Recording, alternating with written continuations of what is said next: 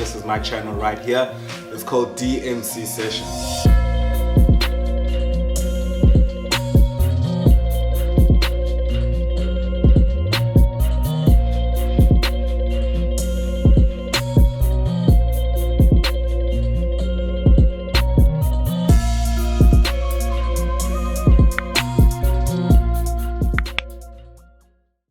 Hey, how's it, guys? I go by the name of Apendule Pagate, and this here is the DMC Sessions. I'm so grateful for every comment you guys share, everything that you guys say on the page or on the channel itself. You know, it really goes a long way, and I'm able to, have a perspective of where everyone's mind is at and stuff. So yeah, man. Today I am joined by a queen. I always thought, I need to start interviewing women because I really want to get like women's perspective of life. And we've had the criticism before that, I don't, talk to a lot of women on tape, but it's because you guys don't want to be on camera. Oh, we're here now. Yeah, man, please introduce yourself. Tell us who you are, where you come from, what do you do, kind of like get a sense of who Sans is. Yeah. So hi guys, my name is Sandiswa Dlulane. I am a personal trainer who stays in Johannesburg. I come from the Eastern Cape. Alpe is actually my cousin, like our parents are siblings. So we come from the same hometown in Butterworth, and I'm just excited to be here. I don't know what you have in store for me. Yeah, no, man. This, for those who know also, this is DMC Sessions where we talk about, serious subjects. And I talk to people that, I usually have maybe deep conversations with in real life, And this is like, there's the cameras here, but it's just a conversation between the two of us, just now exposed in public, I guess. But don't think of it like that. It's kind of like sharing the stream of consciousness for other people to be able to have reference for their lives. We're kind of like in service. It's how I see this thing. So DMC Sessions, that's where it came from, the idea, the inception of it. And I've spoken about like different subjects, and maybe it's like people go through depression, alcoholism, or spirituality we had with Mahe. So just different topics that are serious that, we can talk about. And I feel like with you, you're an interesting enough human being that I can feel like, I can share something to the world with, you know what I mean? Okay. Yeah.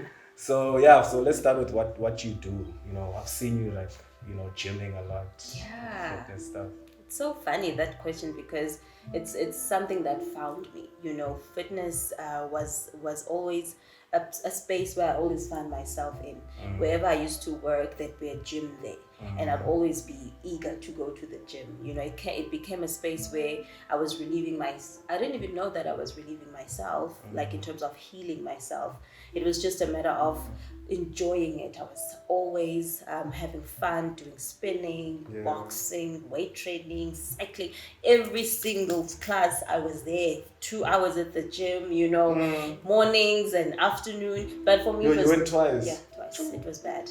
Well, it was good and bad. So it was something that was like, it's in me. Every time I would be attracted to anything that has to do with fitness, like destiny was just attracting me and showing me glimpses of where I'm supposed to go. But at the time, you're like, I'm not even sure, but I see there's something that is always pulling me here. So eventually I got to take it seriously. It became a hobby that was like, okay, let's look into this.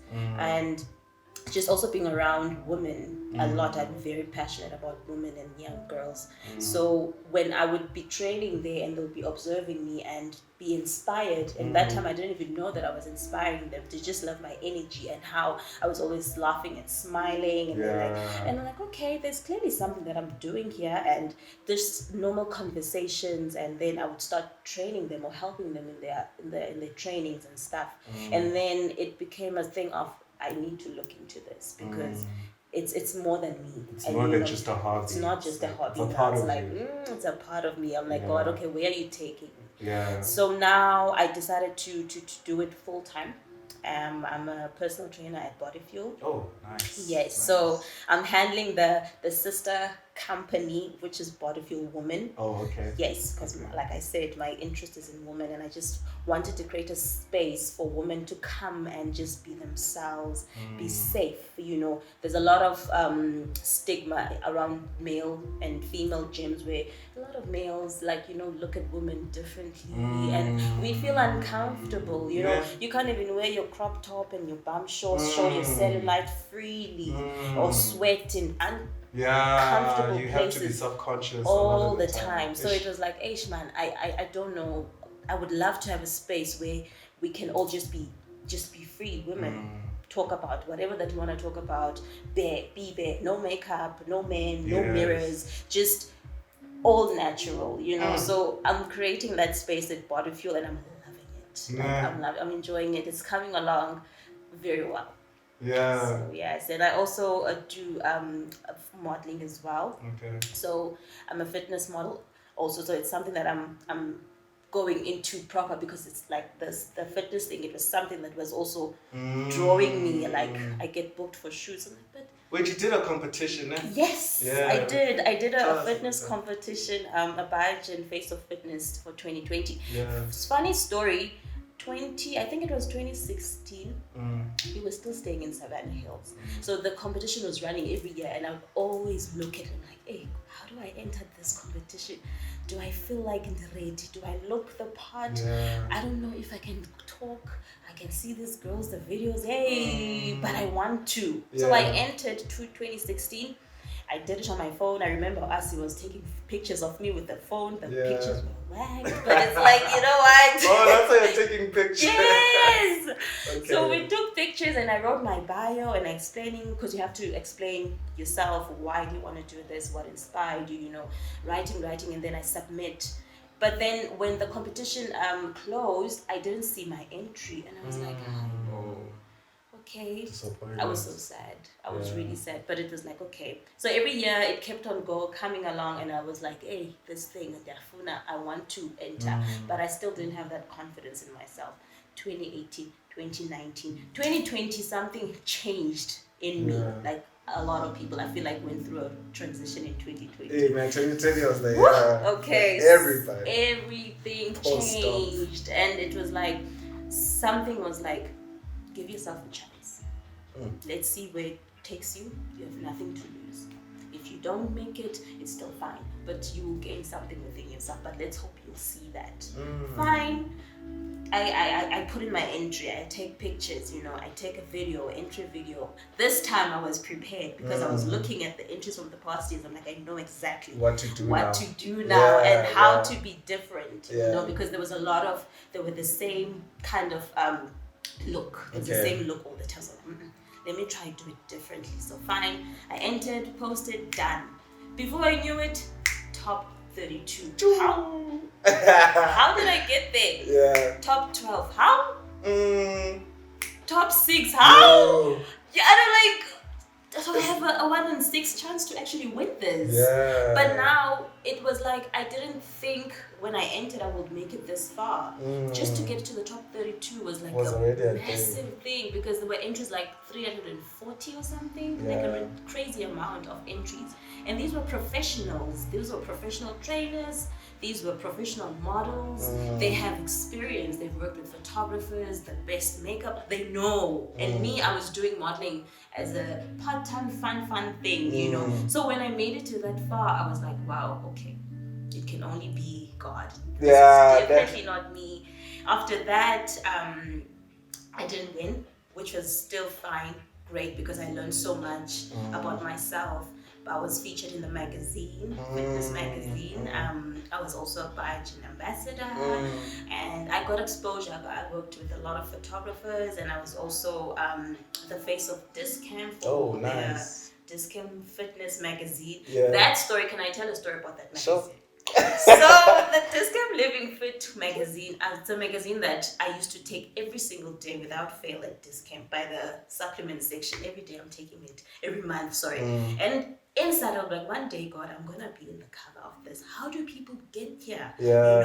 Only to find out that the people that were running the competition, the fitness mag, were the same people that were doing the magazine for discount. Oh. So when I didn't win, they called me for a shoot, a cover shoot for that, and a spread in the magazine. And I was like, wow. If this is not manifestation, I don't know what it is. Like you technically did win, but not in the way you exactly. thought. Yeah. I won way more, and it was just, for me, it changed my whole perspective on everything. God, spirituality, believing in yourself, saying things, making them happen without even you being aware. It was like even today I still go back to that mindset whenever I'm feeling like life has where is God, you know what I'm saying, feeling down. I go back, I'm like, remember how you manifested this, how you should remember how you manifested this.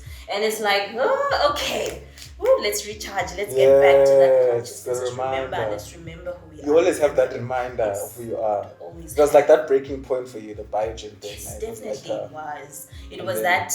Yeah. Took me to a different notch, and I was like, wow. Yeah. So yeah, that's pretty much. Wow, that's beautiful, man. That's beautiful. You're talking about just to get back on the health fitness thing. You're talking about you guys talking as women and sharing things. What is it that you feel is beneficial with Biogen women fitness in general, health? How is it important to a person? How is it important to women, and what your movement is about as well? I think for me, fitness is an all-rounder. I don't like to now isolate it only to just physical transformation. I've revamped the term to your mental state must be fit. Your emotional state must be fit. Your physical body obviously must be fit. Your spirit must be fit. So holistically, the term is an all-rounder for me. And for women, there's so many issues or things that we deal with already from society. There's this standard that we placed on that can be unreachable sometimes. You get issues of, we struggle with issues of colorism, the dark skin, the light bone, now you still try, the face of beauty was defined differently, now with evolution things are changing, the face of beauty is defined differently, but there's still those issues that we still deal with. As a chocolate girl myself, I can relate because I used to struggle with a lot of insecurities regarding my complexion and physically how I looked, and as much as I'm in fitness, it's always seen as but Sans, you have never been big, so it's easier for you to look part, because there's another side also to the standards that women are placed physically. There's the thick girls and there's skinny girls. There's the dark girl, there's a light girl. There's this, there's that. But we are all battling the same insecurities. The ones that are skinny are seen as, at least when you have never been big, you can't relate to me struggling with body weight issues. Because, but it's like, no, but you don't know my insecurities. I'm insecure about my small boobs, for example. I want your big boobs, but now it's like no one is having this conflict. The other one is saying my boobs are too big. Yes, the other one is saying they're too small, but society has created this look, and it's like, then what do we do? Like, you're trying to rip yourself in different pieces so that you can fit into this bracket to fit. And it was like, oh my gosh, it's daunting. It's daunting, it's tiring. So the space is like I said, no makeup. Come as bare as you are. Come with your blemishes. Come with your creased, your cellulite and everything. There's no mirror, there's no men. Be free. Let's talk. Let's have conversations, So the space is a kind of space where I want women to just be comfortable. Let's talk about issues of female issues. For example, we have periods as women, right? This is a conversation that is like still a taboo thing, I think. But it's like, as women, we go through this cycle, and this is such a precious moment for women who are like this divine being who has been entrusted to bring a divinity into flesh. But this ritual happens every month. But do you understand what's happening with you? The young girl, does she understand when she goes into this transition of womanhood. What exactly is going on? Do you understand how big this thing is? You know, even as grown women, do they understand that? You know, what is happening? It's like, yeah, we complain about period pains, yeah, but But like the do you understanding have a of comprehension of what is happening? That life force, you could have created so much, not even physical flesh, but our wombs are these precious spaces where you create whatever that we need to create as women. We create in this portal. You can say it's a portal. So just to have chats about that, what to eat when you're on your cycle, how to be one with this life force, speak to it, you know, thank it for the life that it shed this month. What did it teach you? What did you learn this month? You know, what do you want to bring forth in the next month cycle? Now you get excited about actually going through, you know, this next phase of your period, but it's seen as a shameful thing. You see it from young girls. Oh, you know. But that period is like a reminder of that divinity. Of the divinity, the feminine energy that you are. It's like, own it. Yeah. You are the one that brings men forth. Yeah. You see. Yes. So we have like and nurture it and grow it and exactly. groom it. It's beautiful. So these are conversations that I want to have with even young girls, just educating them on that, understanding who they are from a young age. And I really wish that I had me when I was 14, when I was 24, when I'm in my 30s now. I want to have this in my 40s. In your 30s? I'm sure they didn't know. Okay, yeah, no, that's okay. So you see, it's like this version of me is catering for all the versions of me that I wasn't there for. My younger self, my 20s, 30s, the one that I'm going towards, just to be in this awareness. Yeah. Oh man, how is, like, when did you start it? Is it, and how can people join it if they want to join it? Like, how does it work? Yeah. In terms of the Bodifuel. Well, for now, it's people can just follow us on Bodifuel Athletes on Instagram or via our website www.bodifuel.co.za. But on the socials, pretty much. And it's not like, it's funny that how it works. It's not something where we make it like a mandate thing. You come in, this is what you're gonna be talking about. It happens. It flows. Okay, I get you. You create a space that allows it to come forth. You come in for the training, but when you're there, the energy changes somehow. And it's not like, and there's something about training that puts you into that state of space, and you're around these other women. That's what I love about that space. The women that I train, not only are they helping them, I'm helping them, they're also healing me, and they don't even know that, because they have qualities and elements that I see about them, and I'm like, I would love to be that. I want that, because I'm still creating the woman that I want to be, right? I have an idea of who I am, but who I want to be, I think you have to have some inspiration. I believe you have to have inspiration from either your family, your mom, just have something to look at, a reference point. Yes, so what better reference point do I have than starting with the community of ladies that I'm training? Because I'm not just invested for the physical aspect of it to help them get to their goals. I just want to observe them and learn so much, because every person that comes in your space is here to reflect something, if you want to see, if you want to learn. So I'm very attentive and observant about them. Like, I like that about you. I like that about her. So in that moment, you expose their parts. I'm exposing their value, because women don't see that. You know, I'll make an example of a mom who is a housewife. She's taking care of home, she's taking care of the family and the husband and the cooking and the cleaning. She probably doesn't feel like she's a leader because she's doing minimal stuff. You know what I mean? Yeah. But when she comes to the space, she becomes like this warrior. She trains, she squats, she does these pull-ups and push-ups. And I'm like, how? God, do you have this much strength and power in you? Do people see this?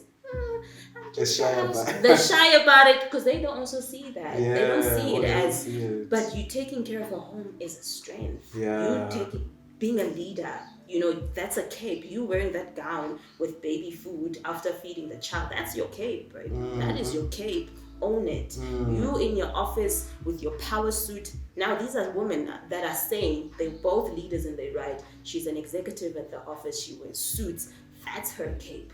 Doesn't make her any better than the one that's her cape is a gown that is dusted. That has baby food. It's both capes, they're the same. Those are the kind of people that come to the space, and I observe them individually. I'm like, wow, this is something else. I want that quality. I would love to have that. And they don't even know that. They feed me in that space, in that way. So when they come, they'll come for the training, and then it becomes fun, and then somehow, somewhere, it changes and it flows, and then we become this community and this sisterhood of motivation and encouragement. Yeah. Wow, that's so beautiful, man.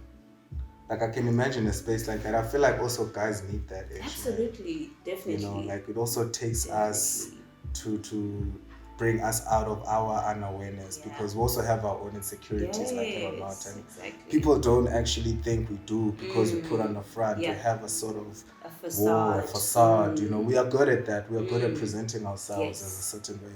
But we also have emotions. We also hurt. We also feel. And you guys have a good way of showing that. You guys are not afraid to be bare and emotional and vulnerable. And we're talking about it earlier. The masculine energy, the feminine energy, and you trying to tap into the masculine in order to find my balance. To find your balance, yeah. But also acknowledging your power, acknowledging who you are, acknowledging where your strength comes from. Yeah. So we're talking also about the insecurities of women. What do you think needs to be done for, say, young girls or even women now who are older?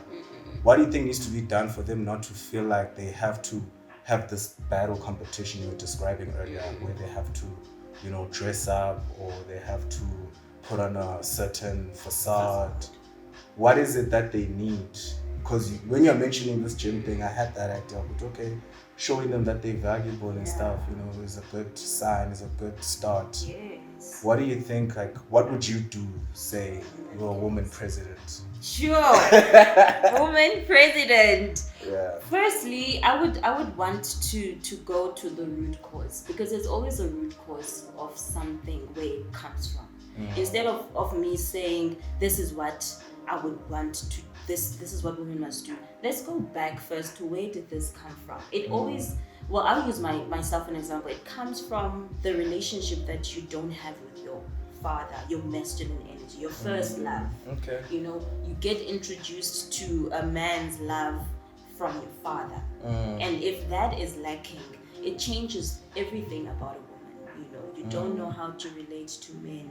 You don't know your own value. You don't even know how to love yourself, because protecting yourself is self-love.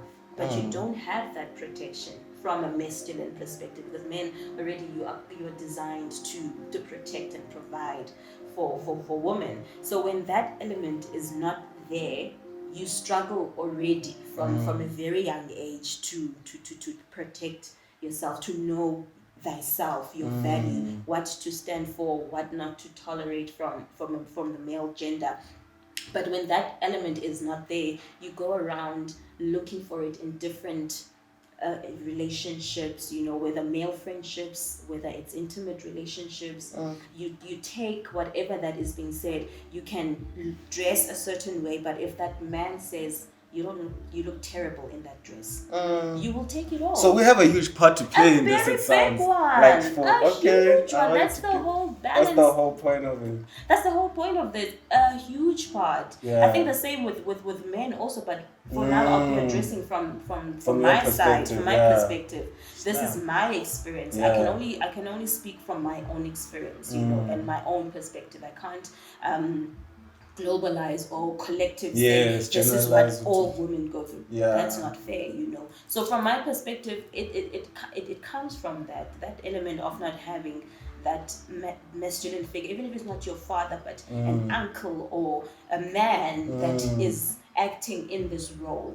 for you, to affirm you, to confirm, like I'm talking about from a young age, you know, and all those insecurities now, because you keep on hearing and taking what people are saying about you, you're like, okay, maybe I am this person, Genyani, and you try to create your value from a baseless or an empty cup. You're trying to create value from nothing, you know, because you don't even know what it is, even if it hit you in your face. Wow. Even when someone tells you, you're beautiful, this is me.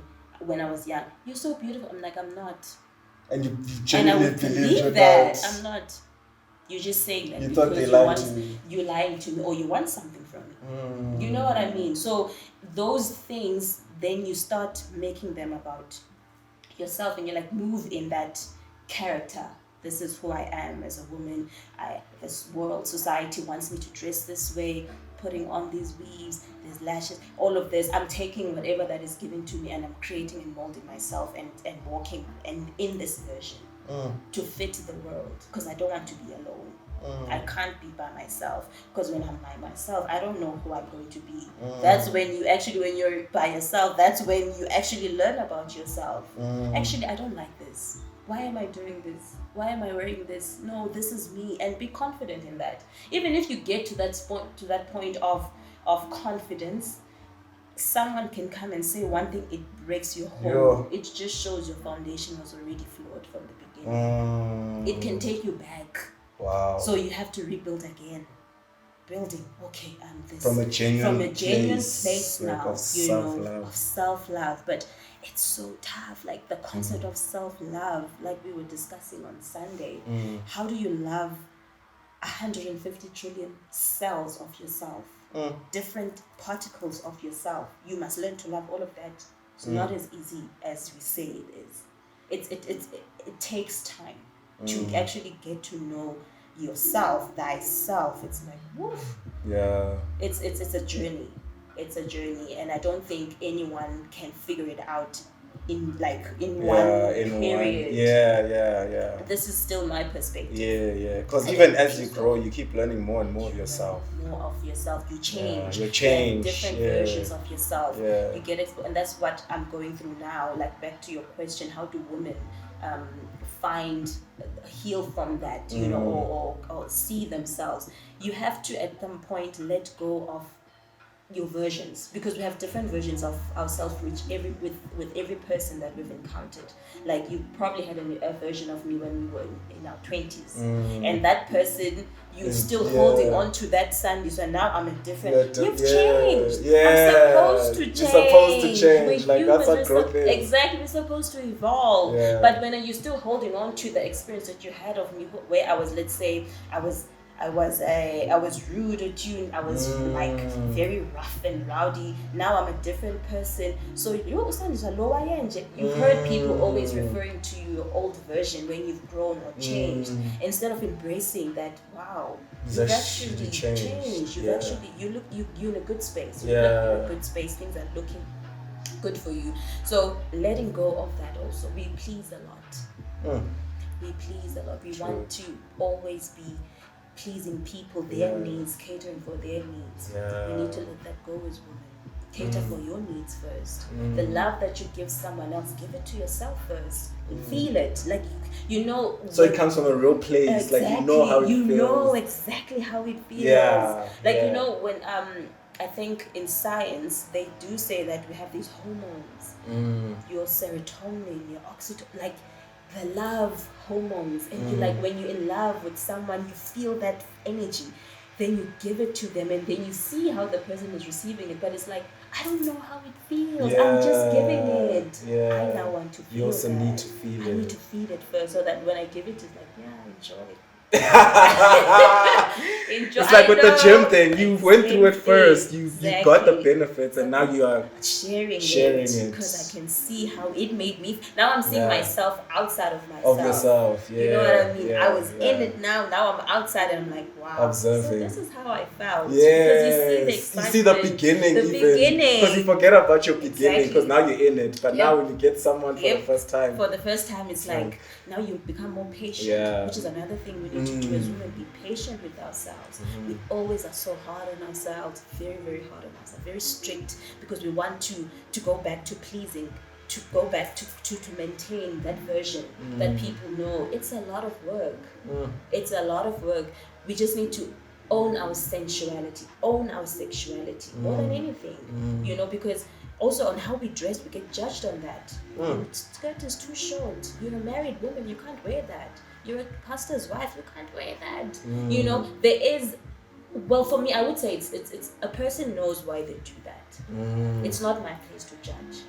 I have my own flaws that I wouldn't like if someone would judge that. Talk to me, let me hear your perspective, hear my perspective, and let's leave it at that. So stuff like that also. If a person wants to present themselves in this way or do things in a certain way, let them be. Let them be. You know, there's no one that is here to be should I pause? Sorry, I'm calm, but I'm shooting alone, so I have to keep track. No, it's okay. Yeah. So it's like, as that person, I am not here to be the judge yako. To place that, no, you are not supposed to wear this. Supposed to wear this. Yeah, because it's not like it's you wearing it like that is bad or good for you. It's for you. It's for me. Yeah, because you know, like if you wanna wear a long dress, that is your prerogative. You know why you do I it. know like why you said. I want to wear my own dress, the long dress. Yeah. It all goes back, you know. When I feel like when we start to judge each other, I'm reflecting my own insecurity. Deep down, I'm probably like, I wish I can rock that skirt with so much confidence. But I know that I don't have that confidence. She has that. Wow. So now I'm judging it by you. She looks very like trashy. Like, you know what I'm saying? It's like, but deep down, it's like, I wish I had that confidence. I wish I had that to rock that and be like, hey. Yeah, that's something to learn about human nature, hey? Because like people can say something and feel another way. Yeah. And they can actually kill your greatness in a way. Because now, just because you're comfortable, what's that? Why you dressed like this? But deep down, what's eating them is how can you be so confident dressed like this in public? Exactly. Yeah. Because you care too much about what people say about you. You care about how you are seen, not how you see yourself. Yeah. But it's not easy. It's not easy. It's a process. It's a process, a journey. It's like I'm still doing that. I still now talk to myself. Like it took so much for me to actually own my beauty. You know what I mean? From coming from an insecure place, just to look at myself in the mirror, I would like, I'm stealing myself. Oh, okay, I'm fine. I couldn't just look at myself and say you are beautiful. You have a big nose, but it's cute. You have this, and it's nice. You know, it takes time because you're concerned about how the other person is seeing you. But now it got to a point where, okay, if I'm seeing myself and I'm this beautiful, so when I speak to you, you're seeing this, so I don't have to worry about that. Yeah. Because what am I worrying about if how, like, the idea of how I present myself to you is what stresses me out. I'm worried about how do I present myself to Ape, but that time Ape is like, I'm just seeing this person, but I'm like, no, I need to look a different way. Like he must see me like always wanting to control. That's another thing we need to do. Let go. Can't control things. Let things flow. Let things flow. Let things flow, man. Let things flow. What's your take on your spiritual journey? Sounds like you have a spiritual journey going on. I do. Oh my gosh, I do. And I'm saying this with such a warm and a happy heart right now, because it's something that I never thought I would enjoy. I hear you there. I never thought I would enjoy it because coming from a religious background, you know, it's sold differently. You have to look a certain way. You must not wear earrings. You must cover up. I respect those elements definitely, but it didn't expose the true essence of what spirit is or who God is in the spirit form. You know, it was always portrayed as this a very, very far-fetched, like it's so far from me, like ikude from me. I have to do so many things to reach it, like so many.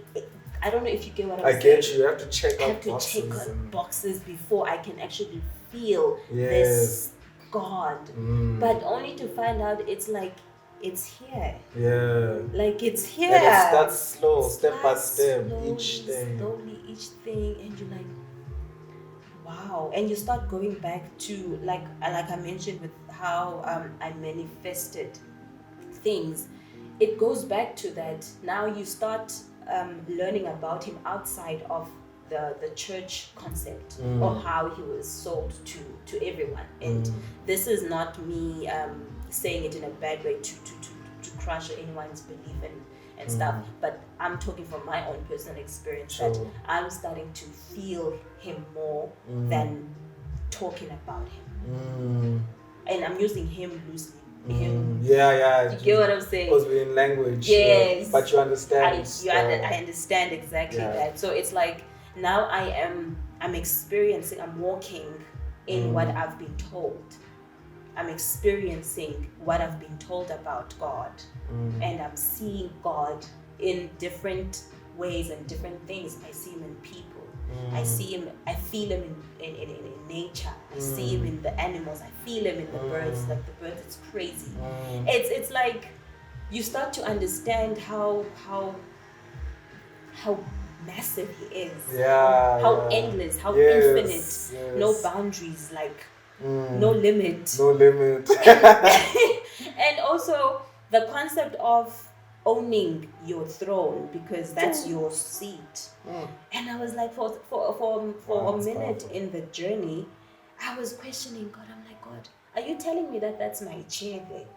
But do you understand what that means in my mental conditioning, in my mental, emotional, conditioned, physical body? That you are the spirit. I am spirit in a physical body, I am spirit first of all. So I am you. I have all this power. I can do these things. Wow. Is it that easy for me to just go and sit to that throne? Now you want me to think like you. Yeah. You want me to now to go to a get place out of being you are there, but let's be one now. Like, how do you want me to comprehend that and move with that? Wow. It's beautiful, but it's terrifying at the same time. Of course it is. Because even the disappointments are more intense. And because the more you grow in your higher self, which is him, you start to realize that everything is in your control. Everything, every thought, every decision that you make is lying on you now. You say things, they happen. Because that's how we've been taught about him. You think things, you speak it, it comes into flesh. So when you have now that that power, I'd like to say, that say where with great power comes great responsibility. Now, for me, I've changed around, because when you say to a person you have so much power, what is that? You know what I mean? So, but when you have responsibility, the amount of responsibility, we can break it down into the obstacles that you go to, the challenges, the things that are for you, that were designed for you, specifically. People placed in your life. Exactly. Every single thing that when God thought of, I need to create a pendulum because the world needs a pendulum. The original thought of the world needs a pendulum. A pendulum is going to come with A, B, C, D, E. He's going to have these challenges. That's the responsibility that you bring into this world. Now that is your power. With responsibility comes great power. So now you have an understanding of what this power is. When you go through your struggles and your trials and tribulations, ask yourself, okay, this is the weight that God has given me. This is what I can handle. You were not given weight that we cannot carry. Yes. Definitely that not. weight is in service to you. It's in service to you. It's equal to what the qualities that were given to you when you were created, at that thought process of, I need this, the world needs this person here to bring of service something that is designed specifically for you that I don't have. Same with me. I was designed with my own battles and my own things that were fit, that God knew that I can carry. No one else can carry my struggles like me. So whenever I'm going through turmoil or lessons that are tough or hard, I always go back, okay, I know that this is my power. It's about to show off my power. Whatever the struggle that I'm going, it's about to show off my power, the struggle. Okay, let's go. Now you move in that confidence. I'd like to say that you move in that confidence. Okay, I'm moving wherever that I am right now. I'm supposed to purpose. be here. It's purpose. Yes. Whatever thought that I'm thinking that I want to do was already thought for me. I'm just moving in it. Ooh. I'm moving in its execution. Wow. Right? Because yeah. Wow. If you think about it like that, it's wild. Tapping into when you tap in it, because it's like we always want to own things. Yeah. I thought about that's this. the ego. The ego will finish us a lot. The ego game, man, for everybody. It's like and that's like the needed adversary as well. It's needed. Because overcoming that is also part of. It's part of it. The walk. It's part of the walk, and it's like okay, because in a way our ego has a way of putting us into check, if it makes sense. It's like, remember who you are. You are not this, but you are this. It depends on how you see it. Yes. If you want to see it in a way of, it's me, I did this. Yeah, you can, but which I am are you resonating with? I am of my ego, which is my mental conditioning, or the great I am. Yeah. You must be able to discern that. But at the end of the day, you still acted on both. You still acted on your ego. You still, you understand what I'm saying? At the end of the day, a decision was made, whether it's the great I am or it is your ego. But so that ego is like the choice maker thing, kind of, because you can use that ego to acknowledge the great I am. Or you can use the ego to acknowledge yourself. Yes. Okay, I get Definitely. Which is, now you are pleasing yourself. There's scriptures about that in the Bible. Do not worship yourself, idolize yourself, or idolize other people. But it depends on how you see or you view things. But what I know about Creator so far is that he is a 360 rounder. You have to look at all the angles where he comes. He won't use the one road. He's gonna go this way, go that way, go that at the back, at the front. So you have to have your eyes ready, your spirit eyes and ears, everything, your senses must be alert, because feeling is a speaking language. Of the head. Don't move in spirit and truth. That's moving in spirit. That's exactly moving in spirit and truth. Yeah. Someone can see something that is speaking. You've spoken with your eyes. You've spoken with your ears. You've spoken with your taste. You've spoken with what you've smelled. Not just only verbally with your mouth. I'm speaking. No, everything's a communication. Everything is a communication. And we have the idea that's only speaking. No, because you can communicate by doing. Yeah, you're done. You're just moving your body parts. Telepathy.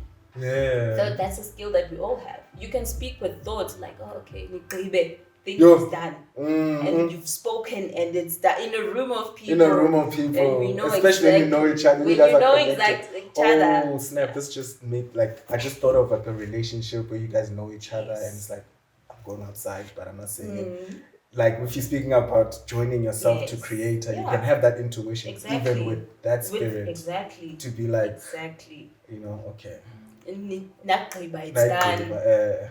So for me, that's definitely how I'm moving in spirit. Like, it's beautiful.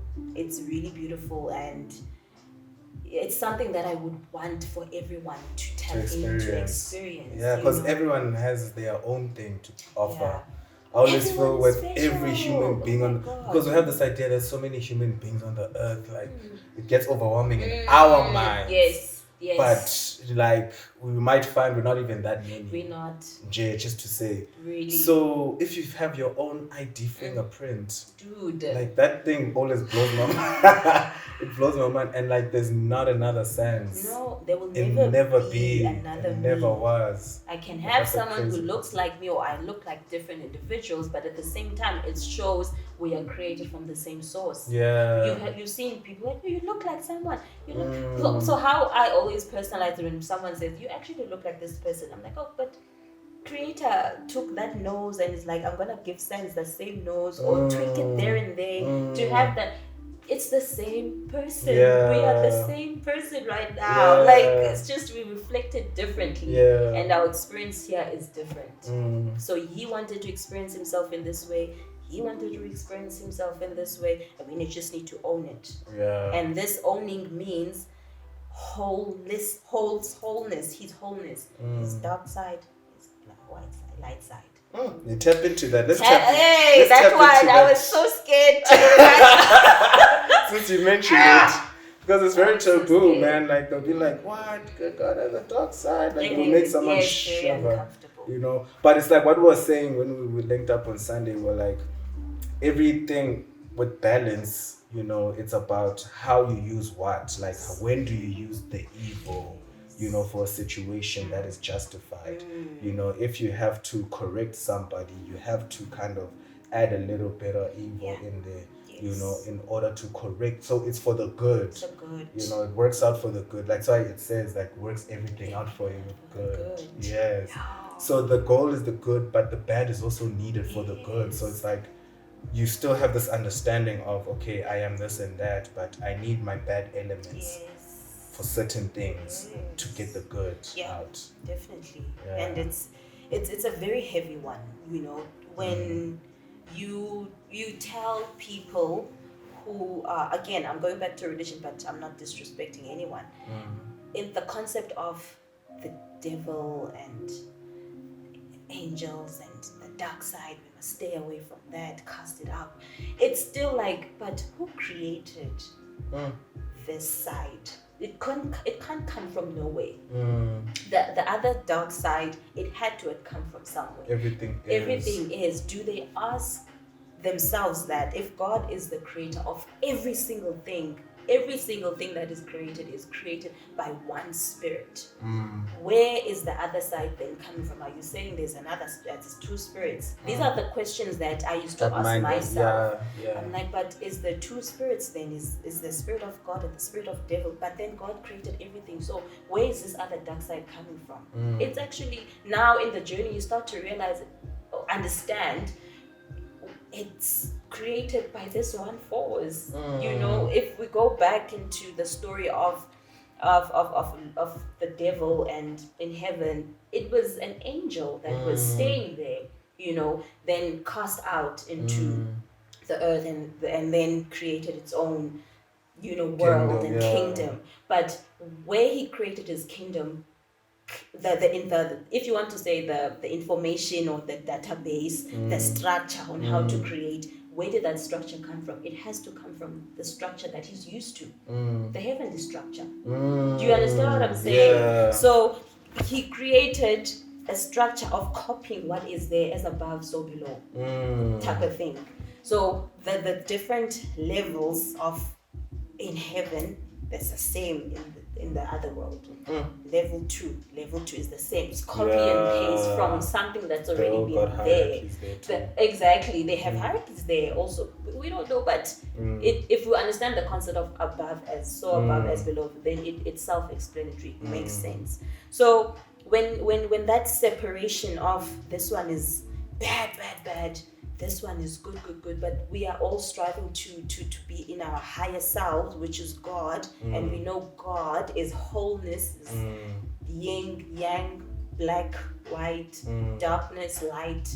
So why are we fighting this side to that point of it's wrong, but that's you though. That's also you. You have those, you know, it got to a point of me understanding the concept of enemy. Like, what is an enemy from my own understanding? I can't define an enemy from no comprehension. I have to have it from within first. Everything starts from within. Everything starts from you. Wow. All the answers are inside. So for me to identify that you are an enemy to me, I need to have a reflection of that. Yeah. So that enemy is inside of me, the dark side of me, the balance of me. But it's just that I'm vibrating more on my light side. Yeah. But this one is still there. It's there. Nonetheless, it's still there. Yes. And how do you manage it? And that is also your responsibility. Exactly. You like see, back to your power. Are you able to be responsible for your evils? For your evils, your dark Can you side. Control yourself? That's how like some of the food is self-control, discipline comes with that. All those things like, okay, I could do this, but I choose not to. I'm using my power not to. Yeah. Freedom of choice, your pro-choice that you've been given. Yeah. I choose to use it in this way, but I can't. I can take it there. I can take it there if you want. If you Trust want. me, but I choose not to, because there is another side of me which is equal. The amount of light that I have is as equal to the amount of darkness that I have. The balance again. I can be this light, yo, you are so light, like, yo, we love you. I can be exactly the opposite in the same light. And be hated. Hated in the same magnitude. And I always say to people, the most hated person you would ever know on earth is you. Yo. Because the fact that that person can do that, you can do that too. Exactly. You can do those things, but you just not choosing to do it because of maybe your upbringing, maybe your understanding, maybe your discipline, maybe your, there's a lot of things that come into play. But in the core of it, that evil person or you judge is you. Also. You have the power to also kill. That thing humbles you, man. You have the power to kill. It's just that you are not in a situation to kill. And kill in this case is relative to a positive situation. Yeah. Because someone slaughtering an animal is killing. But if that animal is for sacrifice, is it still killing? See when to use it. When to use that power. And the same that we're talking about on Sunday with the meditation. The Prince of Egypt story, where the angel of death came to kill the firstborn sons, and God instructed that to happen and allowed it to happen and saved a few and then killed others. In that case, he's operating in his wrath, in his dark side. Yeah, true. Do you see what I'm saying? So it's for benefit of something. Yeah. And these are the things that when you tell people, you must sit on your throne, you have to think like that. Like that. How do you think like that? It's so funny we're having this, because this week during my prayer and conversation, I was like, God, in the sense of a husband, let's say the wife is giving birth, and the doctors say you have to choose between your wife and your child. If you choose your wife, your child will die. If you choose your child, your wife will die.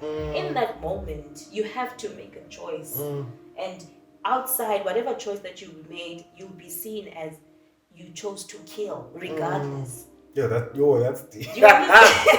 You will be seen as you killed. Then are you seen as a murderer in that point? Are you seen as a murderer, or were you took a decision as your God self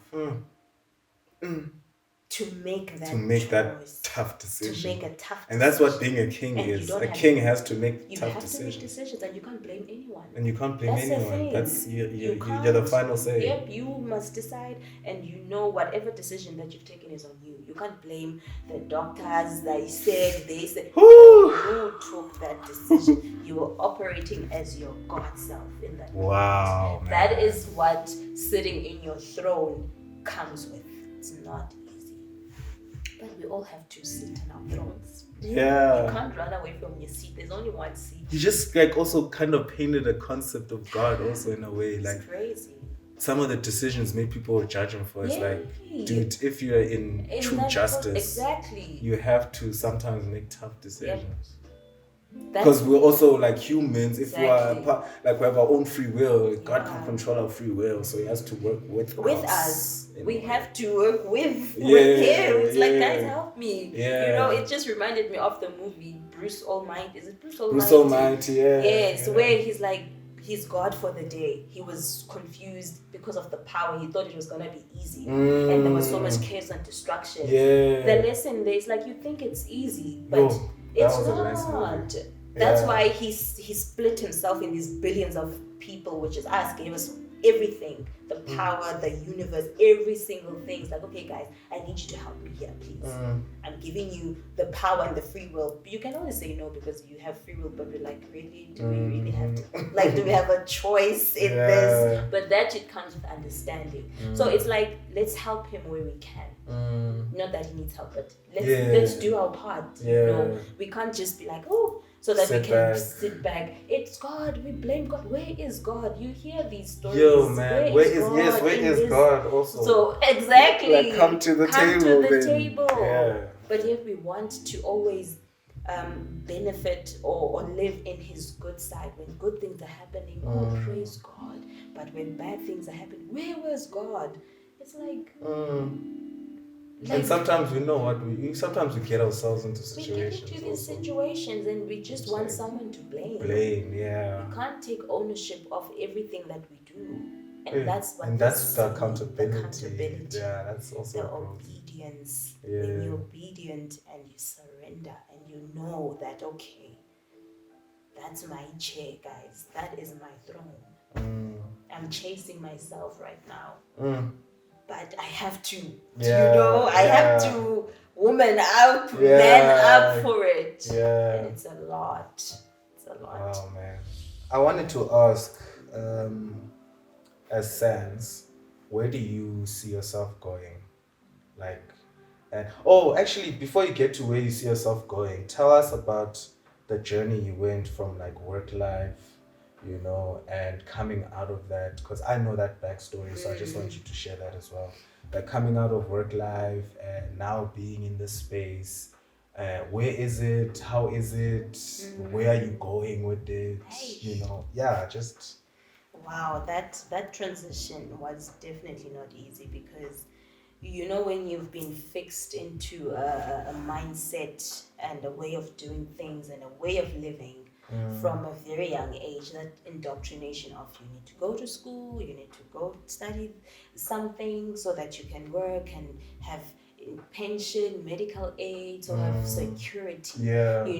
But then deep down that, hey, but I want something different. I want a different perspective from where I come from or I've been taught to go. You have to at a later stage in your life make a decision. And I felt like I was at that time where I needed to make a decision.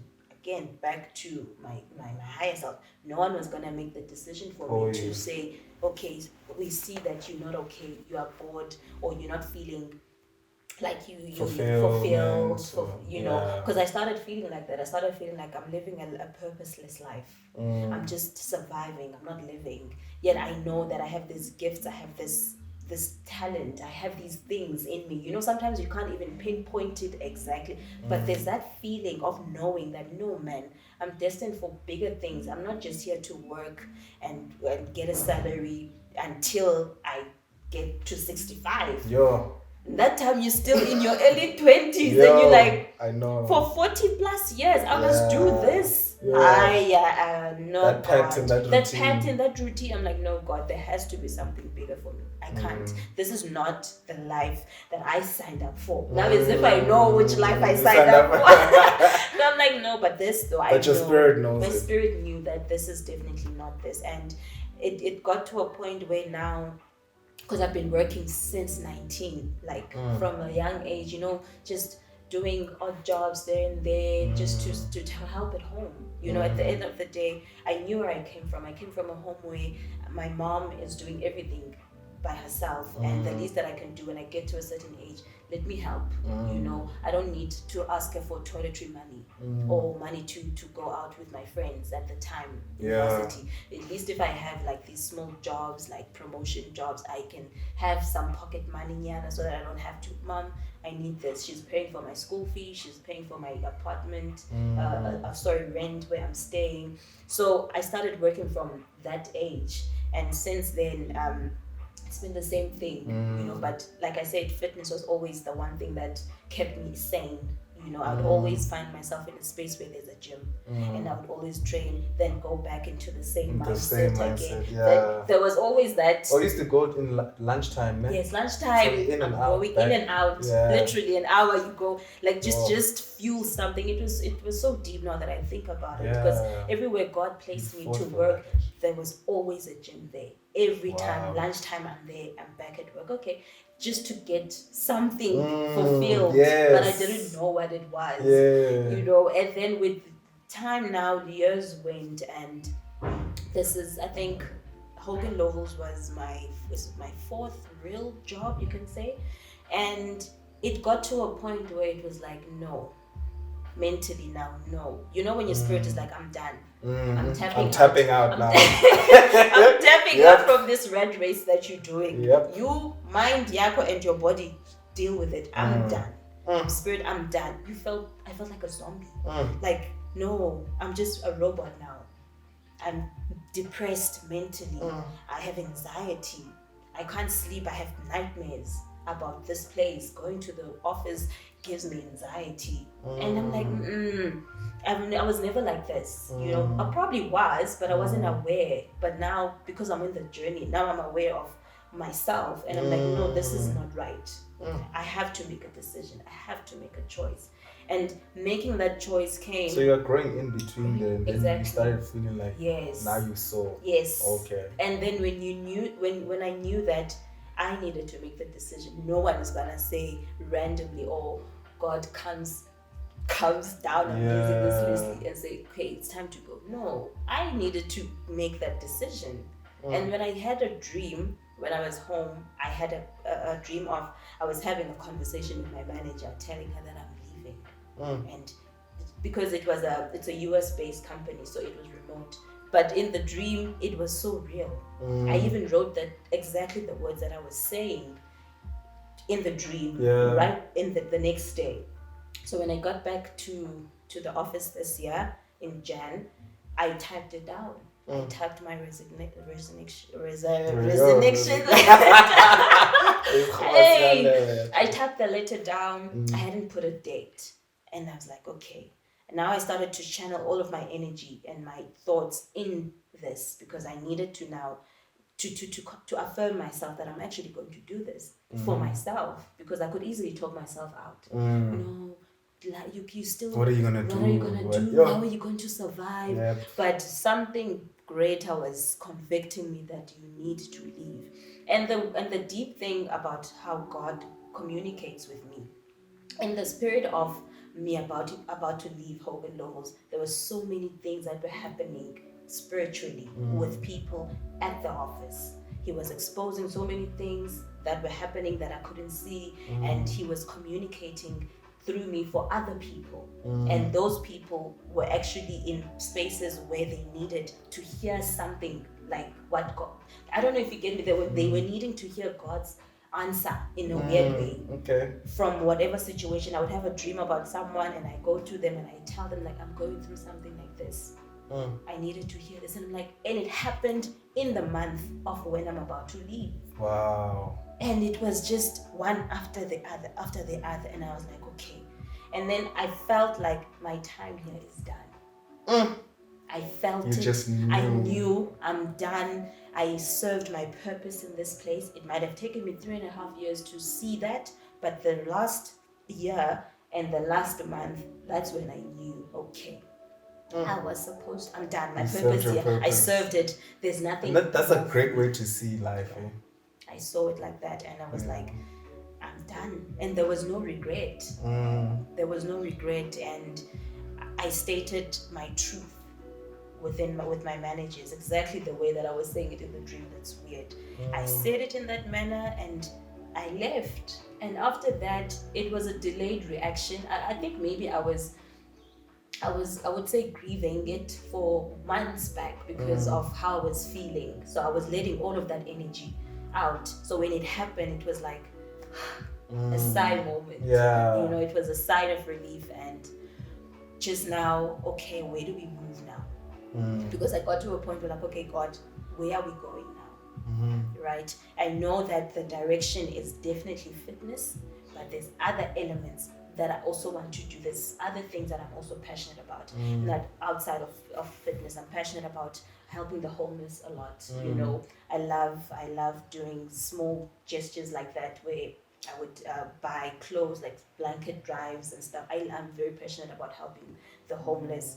Like I said, the young girls. I'm also passionate about food, you know, especially with how... your food. Oh my gosh. I forgot about that. Woo.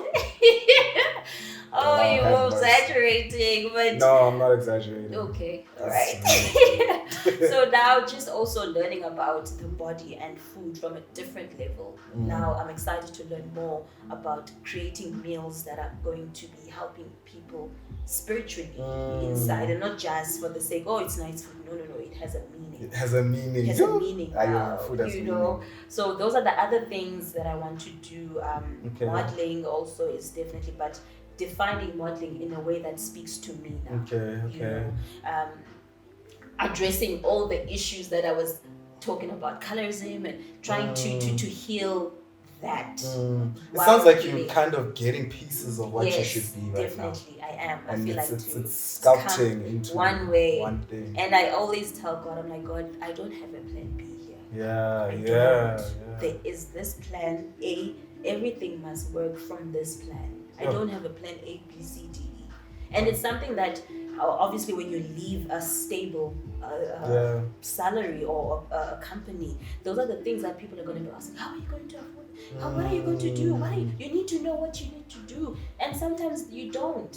Sometimes you don't. Sometimes you really don't. You really don't. You just have to leave it up to faith. Exactly. Your faith gets tested. Put your weight on your faith. Like what are you like? You have faith in God, but weight it on something. What is the most precious thing up to you right now that you're holding on to? Ooh. Put weight on it. Let me see, Sans. Let me see. If your job is the one thing that is weighing down, put it on the plate then. Then let's work. Same thing with other people, families. Sure. People put weight. They use their families. It's you have to test your faith.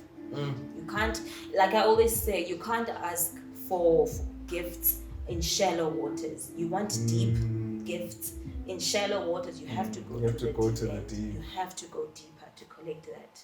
If you want shallow gifts, that's fine. Yeah. You'll get it. At least you can stand on sand. You'll stand on sand and dance. You can still but dance. It's so dancing good. in the water. Go inside. You don't know if you're gonna drown. Exactly. You don't know if the storms are gonna change. If there's gonna be tsunamis. But here's the funny thing: is we are still in water regardless. So why not go deep? Whoa. You in shallow water. You in deep water. You in shallow water is not safe or better. Yeah. You are still in the water. It's still in the water. So just go deep. You might as well. You in the water. Because you still cannot run the tsunami in the shallow water. In the shallow water, you feel the wrath of the tsunami in the shallow water. So, Wow. Damn, that's deep, man. So where do you see yourself going? Oh no, wait! I think you did describe it actually. No, I can touch base on it again. It's okay.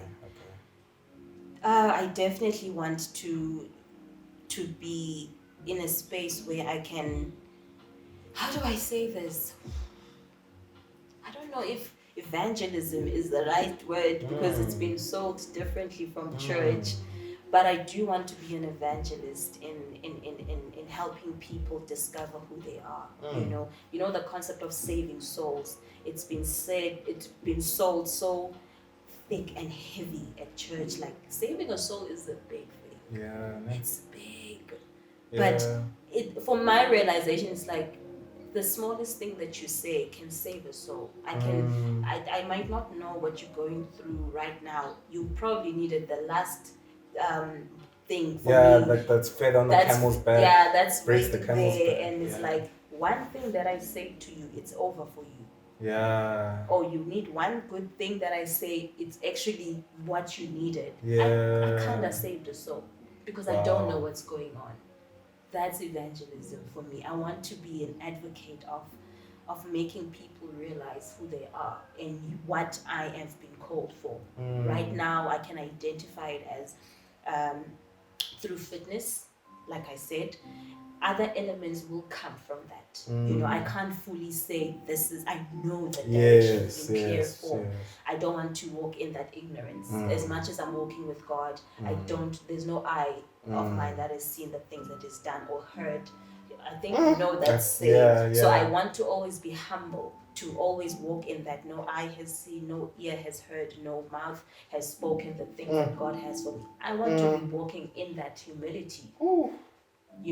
So if I keep on saying, I know I'm gonna be doing this, it's my ego again. I need to keep keep it in check. But I know that where I'm going, I'm definitely going into the direction of helping him. Yeah. Helping him, as we have described what helping him is. Definitely. No, that's beautiful, man. Helping wherever I can. Yeah. And not just, I know right now I said I'm passionate about women and girls, but humanity in its totality. Definitely passionate about helping and saving the community and the humanity, in its collective. Yeah, man, you're doing a great job so far. Thank you. I mean, even this, I hope somebody gets something from it, because this was jam-packed with a lot of gems, man. I didn't know you had this many gems. What the heck? I didn't know that too. Like I kept saying, this is a different sense. You know the other sense. Yeah, you know me very. If there's anyone that knows where I come from, is you. You've seen me from the different stages of my life. That's why I'm like so. Everything about me, my insecurities, my shyness, my being scared to speak, to being here. Wow. It's like a miracle. Yeah, no, it is. Like I definitely see you're doing the right thing, basically. You're actually becoming and you're growing. And I feel like when I see you, man, I really do see you inspiring and getting people to discover their value, especially women, as you said, like passionate about. Like I really see it in you. When I watch you, I think that you could actually do it. And keep on, man, keep on going, keep inspiring us, and keep walking with the faith, man. You're not gonna fail.